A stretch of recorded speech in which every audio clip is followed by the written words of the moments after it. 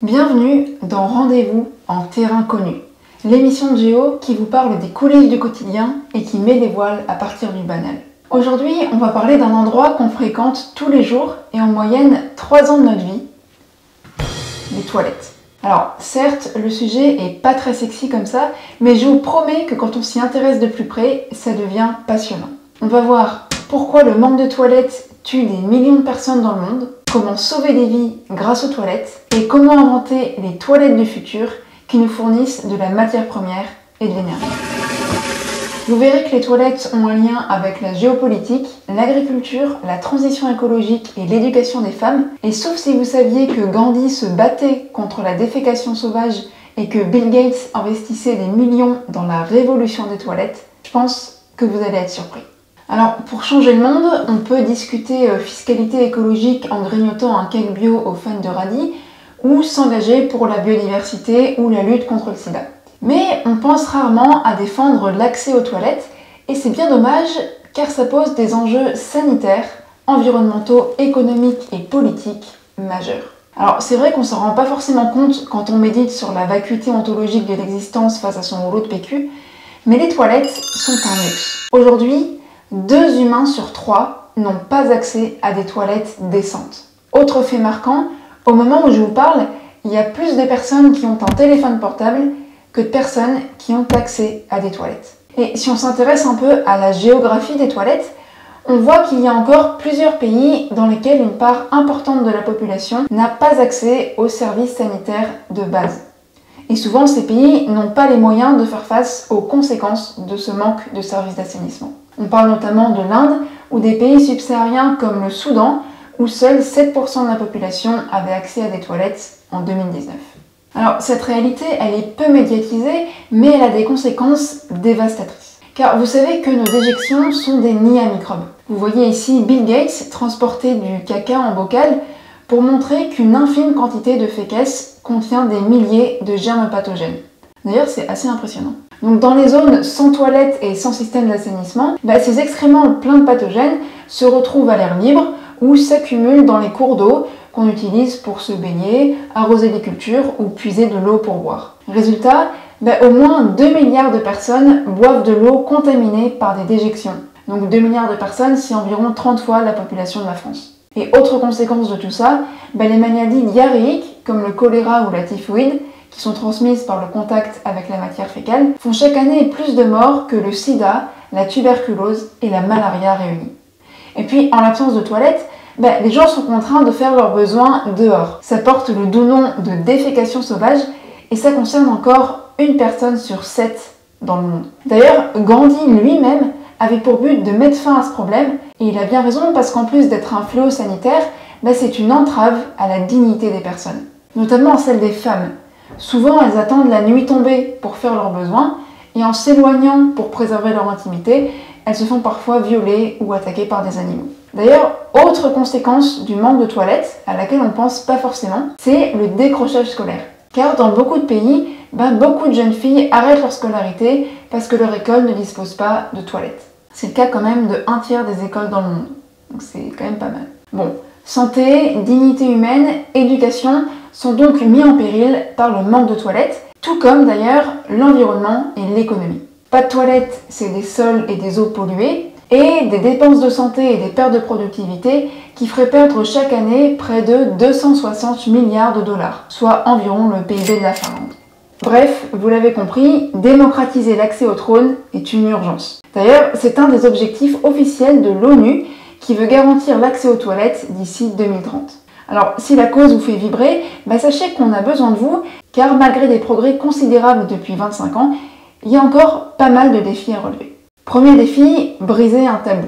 Comme le caca et les toilettes sont encore un peu tabous, le sujet a rarement fait l'objet de politiques concrètes de la part des gouvernements, qui sont moyen chauds pour parler pipi-caca. Alors, pour inverser la tendance, les Nations Unies ont créé une journée mondiale des toilettes et rappellent qu'1 $ investi dans les toilettes permettrait d'économiser jusqu'à 5 $ grâce au recul des maladies et au gain de productivité. Alors, le second défi paraît évident, il faut installer des toilettes dans les pays qui en ont besoin. Mais attention, le but n'est pas de copier-coller en Inde ou en Afrique notre modèle de toilette. il est peu adapté à l'absence de système d'assainissement dans ces pays et il est peu écologique. Car petit rappel, en 2020, on invente des fermes verticales et des vêtements connectés, mais on chie encore dans de l'eau potable. Les toilettes à inventer pour les pays en développement ne sont donc pas des toilettes high-tech avec siège chauffant et jet latéral anti-hémorroïdes, mais plutôt des toilettes écolo et peu chères, pouvant fonctionner sans eau, sans électricité et sans tout à l'égout. C'est un défi qui motive beaucoup les ingénieurs et les investisseurs, comme Bill Gates, encore lui, qui investit des millions pour les toilettes innovantes. Alors concrètement, c'est quoi des toilettes innovantes? Ça peut être ça. Les toilettes sèches EcoSan, qui déshydratent les excréments pour éviter les odeurs et qui transforment la matière obtenue en compost ou en énergie. Ou alors les toilettes qui filtrent les urines pour qu'elles puissent être utilisées comme engrais. Et oui, on en reparlera, mais ça fonctionne. C'est même testé en France, dans les cultures sur le plateau de Saclay. Et on a même des projets un peu fous, des toilettes solaires capables de changer nos déjections en engrais et en hydrogène. Hydrogène qu'on pourrait stocker et utiliser pour alimenter les toilettes en énergie en l'absence de soleil. Bref, des idées comme ça à la Géo trouve tout, on en a plein, mais en plus de créer des toilettes, il faut aussi les rendre sexy. Et c'est le troisième défi. Car il ne faut pas oublier que la culture des toilettes n'est pas ancrée partout. En Inde, par exemple, beaucoup préfèrent déféquer dehors plutôt que dans un lieu clos. Et certains voient aussi les toilettes comme un lieu impur qu'il ne faut surtout pas installer chez soi, sous peine d'offenser les divinités du foyer. Donc construire des toilettes, c'est super, mais il faut aussi en faire des objets désirables. Alors pour ça, on mise sur la communication en diffusant des clips à base de caca coloré qui bondissent de toilettes géantes, des concerts ou des films comme par exemple Toilette, une histoire d'amour qui retrace la lutte d'une femme pour installer des toilettes chez elle et qui, malgré son titre, a connu un succès retentissant.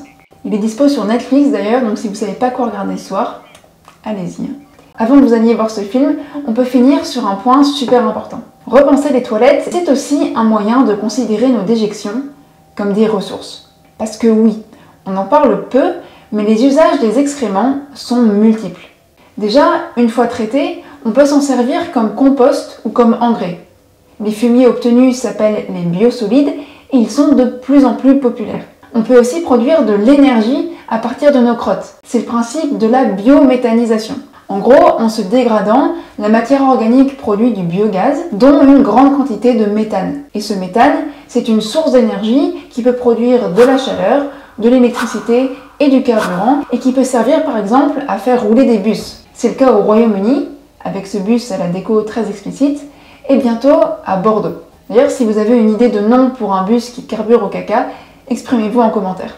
Et c'est pas tout. On peut aussi stimuler la croissance de certains micro-organismes présents dans nos excréments pour produire des composants intéressants comme des bioplastiques ou alors des matériaux de construction à mélanger ensuite avec du ciment. Alors bien sûr, il ne s'agit pas de faire n'importe quoi, parce que nos excréments peuvent contenir des pathogènes, mais aussi des métaux lourds, des médicaments ou des hormones. Mais si on respecte des règles strictes et qu'on continue les recherches sur le sujet, il n'y a pas de raison pour que nos excréments ne soient pas utilisés comme une matière première recyclable et comme une source d'énergie gratuite, abondante et écologique. Ok, finalement, briser le tabou des toilettes, c'est sauver des vies et prévenir des épidémies, améliorer la condition des femmes et s'autoriser à considérer les excréments comme une matière recyclable et à repenser des objets injustement sous-estimés, mais qui peuvent devenir des outils très précieux sur le plan sanitaire et écologique. Voilà, j'espère que le sujet vous a intéressé. C'est vraiment un sujet passionnant. Je vous invite à regarder la description. Je vous ai mis plein de documentaires et de sources. D'ailleurs, n'hésitez pas à vous abonner. On va sans doute reparler sur cette chaîne de l'usage des excréments ou de l'urine comme engrais ou comme matière première. Ok, préparation du décor. Nickel.